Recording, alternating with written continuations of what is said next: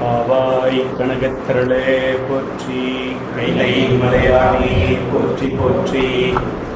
எல்லாம் உள்ள கைலை மலையானி ஐயாவோடவே கைலை மலையை கவுட்டர் பரிக்கிரமா என்று சொல்லக்கூடிய கிரிவலம் சொல்லக்கூடிய திருவண்ணாமலை கிரிவலம். இங்கே நூற்றுக்கணக்கான கிரிவலங்களை பண்ணும் பலனாக ஐயாவோட இணைந்து கைலாய மலையையே கிரிவலம் என்பதற்கு வாய்ப்பு கொடுத்தார். ஐயாவோட சம்மாக்கம் பேசுறதுக்கு படப்பட இருக்கு. நல்லா பேசுங்க. நாம் இந்துக்கள் மிக கோடிக்கணக்கான இந்துக்கள் இருக்கின்றோம். அதில் இறைவனை பற்றி தெரியாத இந்துக்கள் 90% இருப்பார்கள். இறைவனை பற்றி தெரிந்தவர்களில் பாதி பேர் தவறாக தெரிந்தவர்கள் இருப்பார்கள். சிவன் அழிக்கும் கடவுள், பழிக்கும் கடவுள், ஆட்டு வச்சிருவார் அப்படின்னா வெகு சில ஆயிரக்கணக்கு லட்சக்கணக்கானவர்கள் மட்டுமே இறைவனை பற்றி ஓரளவு முழுமையாக தெரிந்தவர்கள்.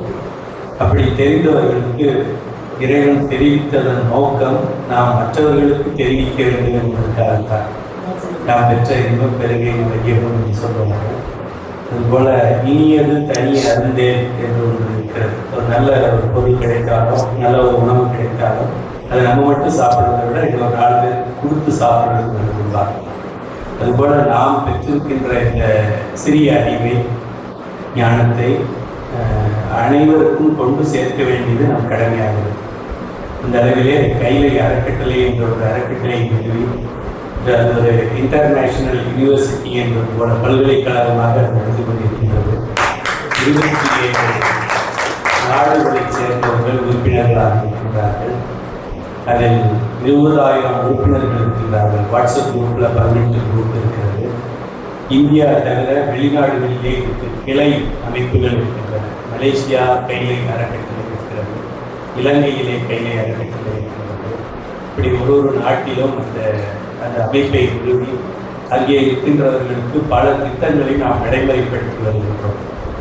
குறிப்பாக தோத்திரமும் சாத்திரமும் ஆனாராமே என்பதற்கு இணங்க தோத்திரத்திற்கும் முன்னுரிமை, சாத்திரத்திற்கும் முன்னுரிமை. இது சைவ சித்தாந்த அறக்கட்டளை என்ற இல்லை, இது திருமுறை அறக்கட்டளை என்ற இல்லை. திருமுறையும் தோத்திரமும் ஒன்றுதான். பாடினால் திருமுறை, படித்தால் சித்தாந்தம். இந்த அடிப்படையில் சித்தாந்தத்தை படித்து இலக்கணத்தை தெரிந்து கொண்டு நாம் இலக்கியத்தை படித்தோம் என்றால் இன்னும் சிறப்பாக நமக்கு பொருள் புரியும். இது தனி அது தனி என்கிறதே இந்த நமக்கு தெரிஞ்சவங்களுக்கே இன்னும் சில குழப்பங்கள். இது வேற அது வேற. நாங்கள் உழவாறு பணி பண்ணுறோம். அப்பசுவாமி என்ன சைவ சித்தாந்தமாக படித்தாரு, அப்பசுவாமி சைவ சித்தாந்தம் படித்தாரா இல்லையா நமக்கு என்ன தெரியும்.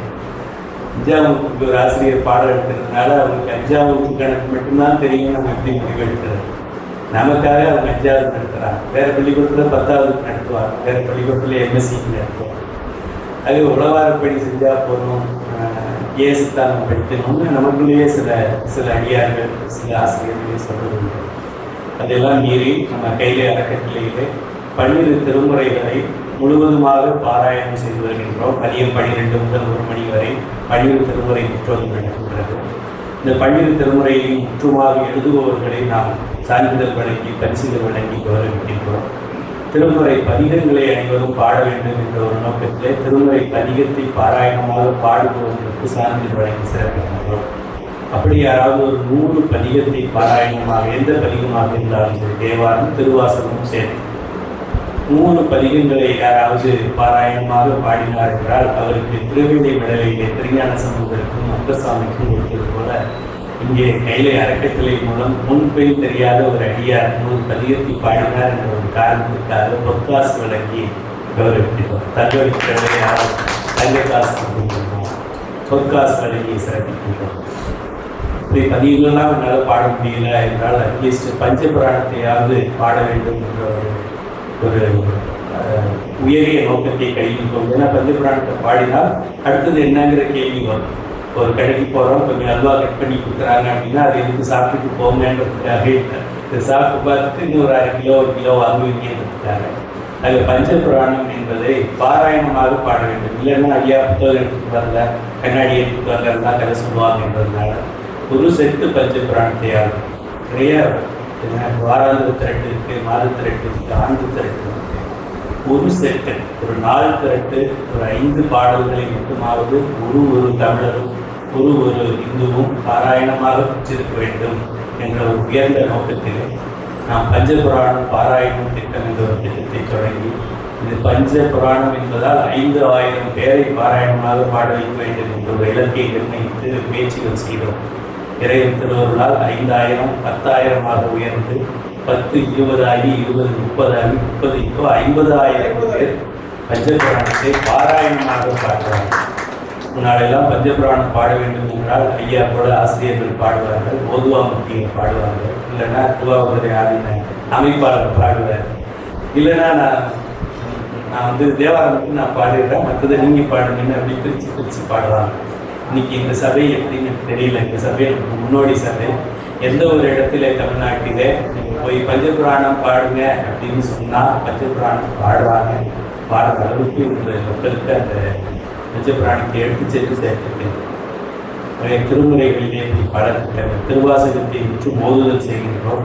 முற்று மோத 7 மணி நேரம் ஆகுது அப்படின்றதுனால மூடி வச்சிடாம ஒரு பாதியாவது ஓதலாம் அப்படின்றது திருமுறை விண்ணப்பத்தை நாம் திரட்டு கொடுத்திருக்கிறோம். 27 பதிகங்களை பாடலாம் என்று திருவாசகத்தை முற்றும் எழுதலாம்.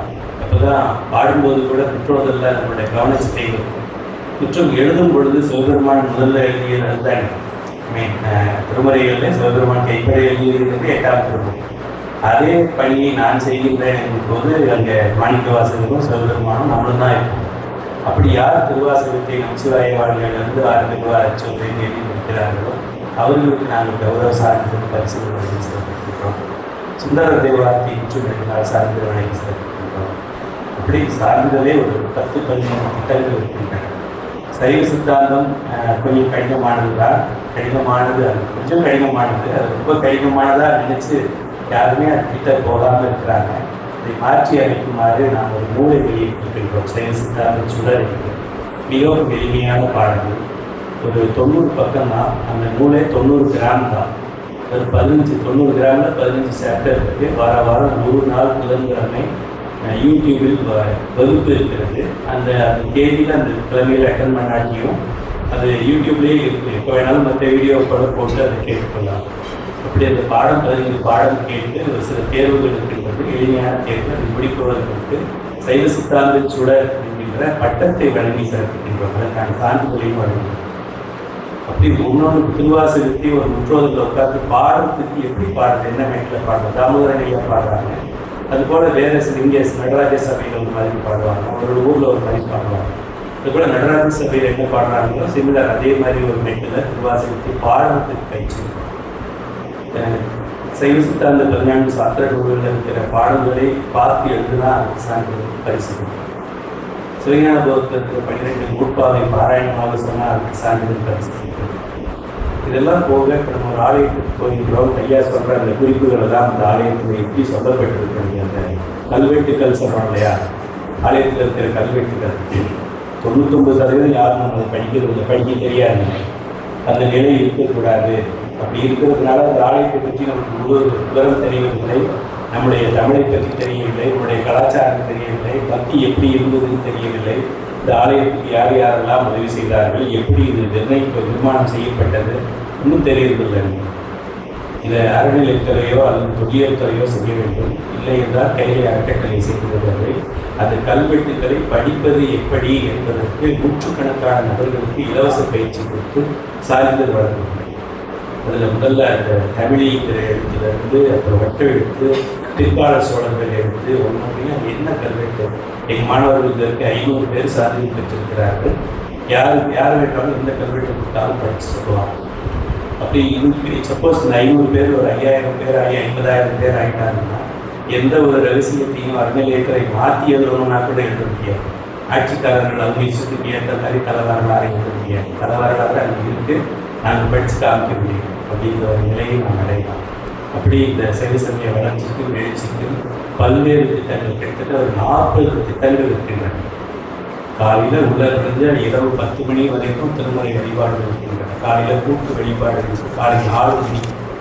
6க்கு என்ன பிரச்சனை இருந்தாலும் அந்த டோல் ஃப்ரீ நம்பருக்கு கால் பண்ணி இதனை கணவரிடம் சரியில்லை அதுக்காக பிரார்த்தனை பண்ணுங்க அப்படின்னு சொன்னால் அதற்கு எந்த தேவையோ எந்த பதிகமோ பலன் தரும் பதிகங்கள் கருவுதத்தில் பார்த்து நூற்றுக்கணக்கான அடியார்கள் உட்கார்ந்து இன்னாறு துரைசாமிக்கு உடல்நிலை சரியாக வேண்டும் என்று பெயர் சொல்லி விண்ணப்பம் செய்கிறார்கள். காலை 4 மணி வரம்போது அதிலிருந்து ஆரம்பித்து இரவு 10 மணி வரைக்கும் கனவிலும் திருமுறைகள் தூங்கினா கூட திருமுறை பாடித்து நல்ல தூக்கம் வரணும். நமக்கு கனவிலும் அந்த திருமுறைகள் தான் நம்ம வச்சுட்டு பண்ணுறதுனால இரவு 9 முதல் 10 வரை கனவிலும் திருமுறையிலிருந்து திருமுறை பாராயணம் திருப்பொன்னூசல் எல்லாம் பாடி தூங்கினாங்க. இப்படி எல்லாமே இப்போ நான் சொன்னது அனைத்தும் இலவசம். இதுதான் ஒரு சிறப்பு. எந்த ஒரு கட்டணமும் இங்கேயும் கிடையாது.